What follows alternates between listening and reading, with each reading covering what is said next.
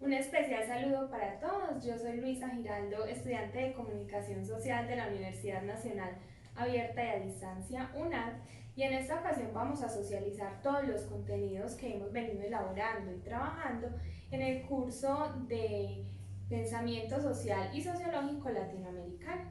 Para ello vamos a elaborar una exposición que consiste en 3 puntos, que son la conceptualización, corrientes sociológicas y la argumentación a través de los interrogantes que nos fueron planteados a través de la guía de actividades. Bueno, para dar inicio entonces a uno de los 3 puntos que anuncié anteriormente, vamos a empezar con la conceptualización.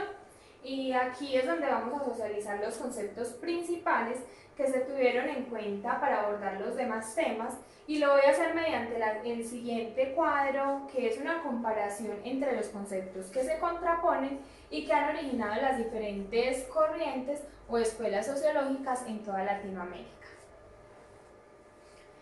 Vamos a empezar a ver entonces todos los conceptos que se tuvieron en cuenta. Iniciamos con el desarrollo, que se refiere a nivel de conocimiento y tecnología que tiene un país para poder obtener su riqueza.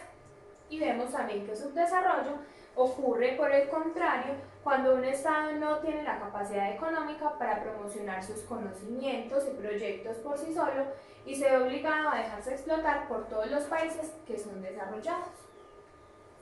En sociedad tradicional tenemos entonces que es aquella donde no hay desarrollo científico ni tecnológico y predomina la economía rural.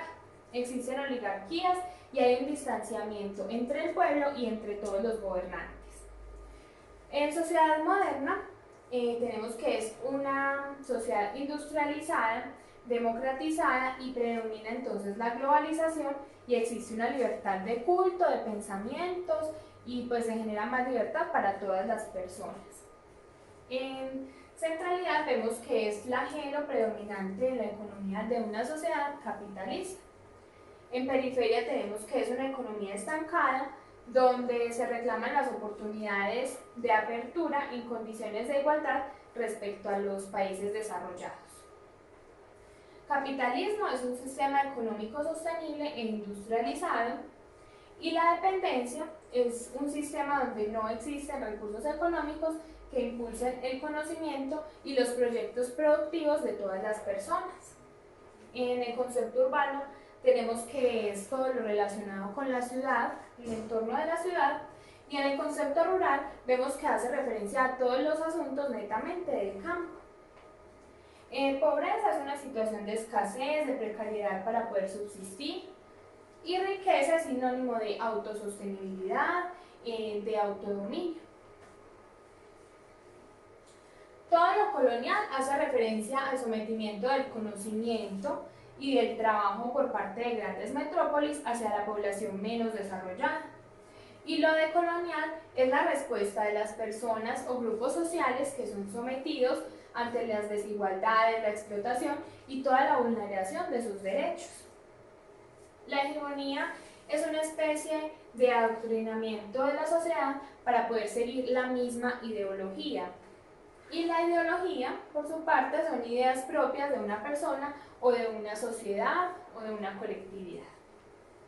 La brecha del conocimiento ocurre cuando el conocimiento es asequible para determinadas personas o clases sociales según su nivel económico, según la solvencia que tengan para poderse financiar. Y la brecha tecnológica es cuando hay una diferencia entre el nivel de desarrollo científico de un país desarrollado a un país subdesarrollado. La dictadura es un sistema de gobierno donde no se tiene en cuenta la opinión del pueblo, sino que se acude al sometimiento y el dominio, donde prima los bienes personales de los más poderosos. La democracia es el sistema de gobierno donde se consulta la opinión del pueblo y se lucha por el bienestar colectivo. No prima solamente el bienestar de los políticos, sino el bienestar de todo el pueblo. Bueno, además de todos estos conceptos que acabamos de ver, también trabajamos uno muy importante y de muchísima relevancia en la actualidad, que son las industrias culturales. Las industrias culturales son el medio a través del cual se promociona, se comercializa y se reproduce masivamente el conocimiento, la cultura y el arte, asumiendo entonces todo lo que implica el reconocimiento de los derechos de autor. Para dar continuidad con el segundo punto, vamos a ver las teorías o corrientes que han surgido en Latinoamérica con sus correspondientes postulados y representantes. Iniciamos con la teoría estructuralista desarrollista de la CEPAL. Entonces vemos que los postulados son el modelo desarrollista que avala el impulso de las políticas sociales para enfrentar los problemas sociales de la época. La industrialización debe conducir a la sustentación o estabilidad económica. El pensamiento estructuralista debe promover el desarrollo económico y social en la región. Existen dos referentes: centro, que representa las economías capitalistas, y la periferia, en una economía rezagada y heterogénea, donde se reclama apertura comercial y bienestar de la población. Para esta teoría, entonces, el representante es Raúl Prebisch. En la teoría de la dependencia, los postulados son el subdesarrollo, que va ligado a la expansión de países industrializados. Desarrollo y subdesarrollo son dos aspectos diferentes en un mismo proceso. En un proceso evolucionista, el subdesarrollo no es la primera condición. El mercado global favorece a los países desarrollados, mientras que los países subdesarrollados permanecen en su mismo nivel de pobreza. El representante para esta teoría es André Gunder Frank. En la teoría de la liberación, vemos entonces, se origina en la toma de conciencia por parte de los pueblos frente a su situación de subdesarrollo y pobreza. La revolución cubana es la causa del hundimiento de la teoría del desarrollo. La liberación es antítesis positiva de la dependencia.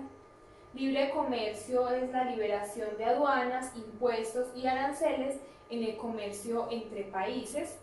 La libertad de elección para hacer, vender y comprar. Libre empresa, entonces las personas deben trabajar con su propio capital en la empresa o negocio que deseen, sin que el Estado o los gremios lo condicionen. Los representantes para esta teoría son tres, son Adam Smith, John Locke y David Ricardo. La teoría del desarrollo y subdesarrollo tiene como postulados la linealidad en el desarrollo. La sucesión de etapas se contrapone al enfoque del Sistema Nacional de Innovación. Los avances tecnológicos afectan el recurso humano calificado y la producción del conocimiento. El desarrollo tecnológico necesita un cambio estructural. En el desarrollo evaluado de la posguerra, la ONU promueve el progreso a través de la industrialización de los países más desarrollados. Los representantes son Dawson, Nelson y Dahlman. La teoría de la revolución entonces tiene tres postulados, que son: las estrategias de los movimientos obreros deben encaminarse al cambio político y social.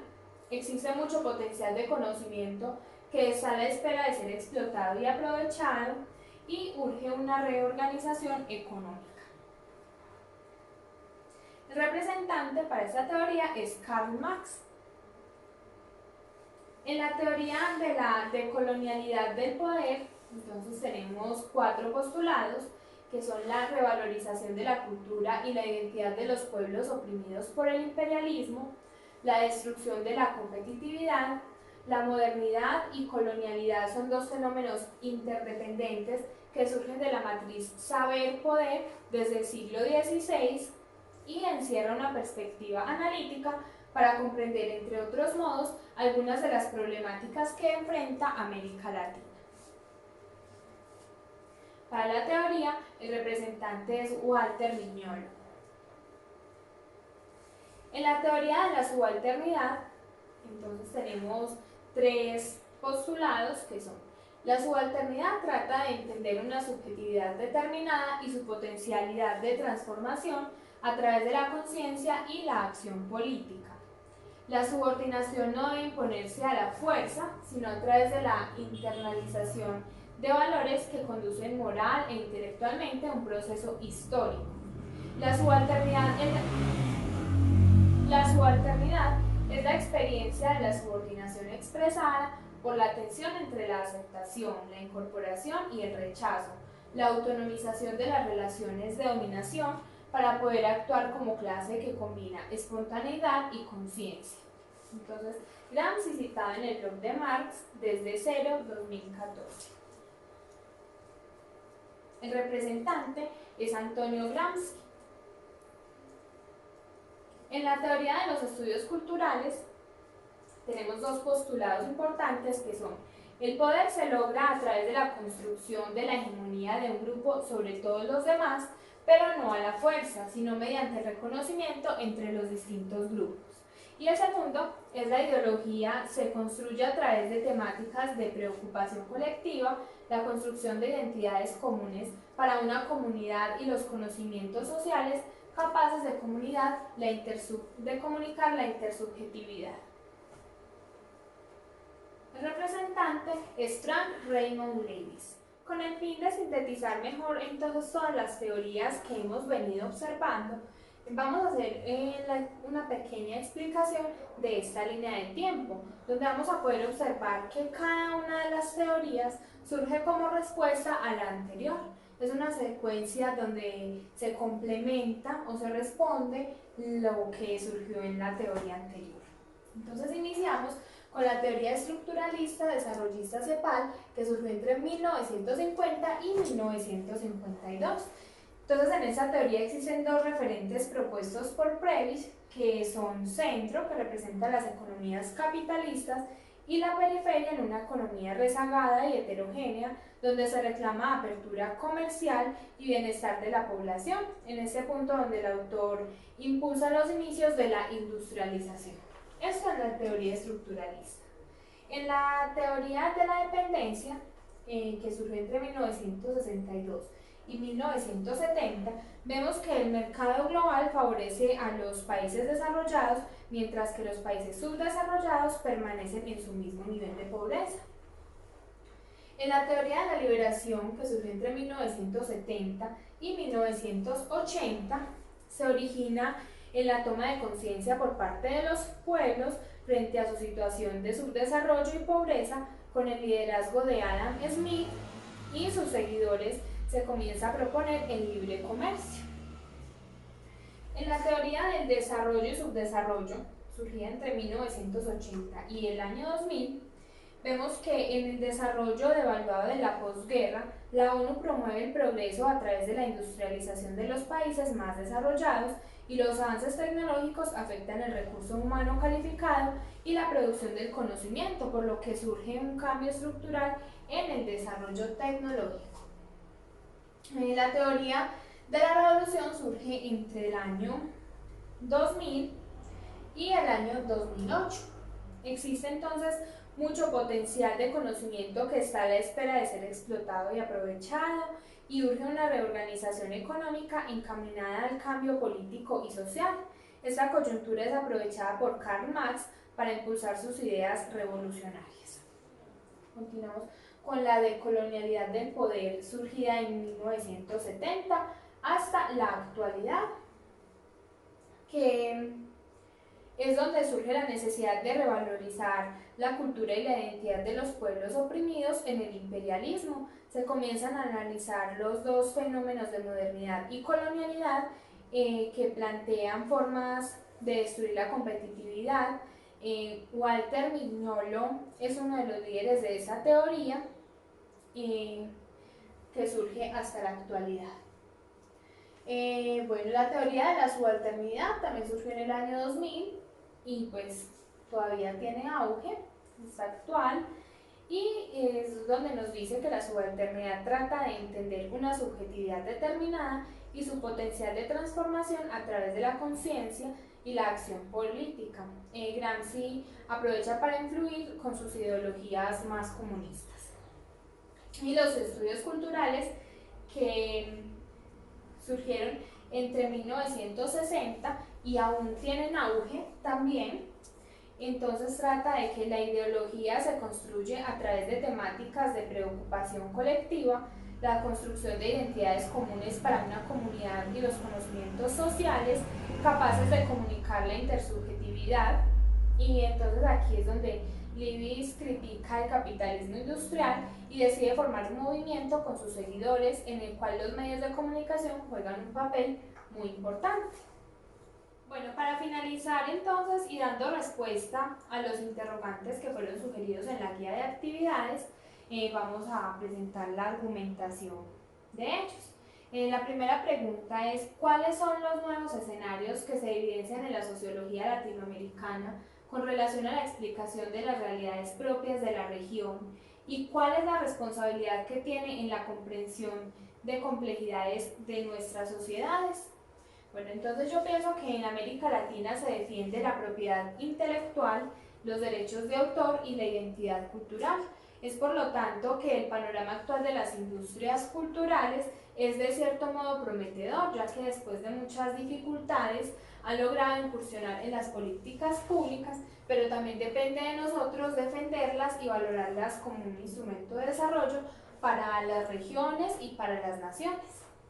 Vemos entonces también que la subversión y la reorganización son conductas apenas lógicas por parte de los dominados, y esto muestra claramente que nos pueden expropiar el producto de nuestro conocimiento y el arte que producimos, mas no nos pueden quitar la cultura y la inteligencia con la que nosotros desarrollamos todos los productos.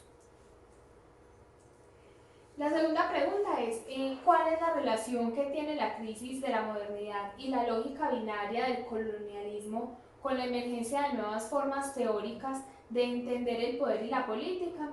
¿Y cuál es la relación con la emergencia de los nuevos movimientos sociales?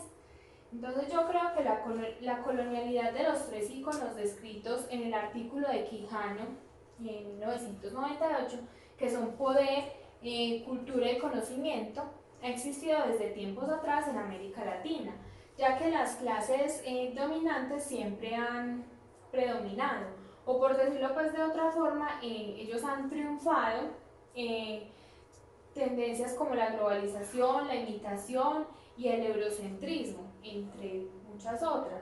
Pero por otro lado han surgido también protestas como la subversión y la reorganización de la cultura y del conocimiento, mediante las cuales los dominados se manifiestan en contra de todas estas prácticas colonizadoras de sometimiento y de explotación. Los movimientos sociales que han surgido en Colombia se han convertido en instrumentos para confrontar rasgos del patrón eurocentrista basado en la discriminación y en el sometimiento. Como tercera, pues y ya última pregunta, ¿cómo profundizar en el conocimiento de pensamiento propio y nuevas categorías teóricas pensadas a partir de nuestras propias realidades? Bueno, entonces a través de la imitación de símbolos, imágenes y conocimiento por parte de los dominados como estrategia para transformarlos e incursionar con los propios. Tenemos un claro ejemplo de que es ilustrado por Quijano en 1998 y que es la derrota de los indios y de los negros debido a la alienación a la que fueron sometidos. No se quedó ahí, sino que despertó en ellos un gran deseo de obtener una revancha. Esto consistía pues entonces en la subversión. Las obras de arte y la cultura que tenían que imitar fueron reinventadas, quedando dos alternativas para los colonizadores: continuar con los modelos europeos o imitar entonces todo el talento de los dominados, hecho que menguaba el eurocentrismo. Cuando la subversión es masiva, conduce a la revolución y a recobrar posteriormente la democracia, ya que todas las vertientes son encaminadas en un mismo sentido, y si la subversión es derrotada, por el contrario, se puede ocasionar una contrarrevolución.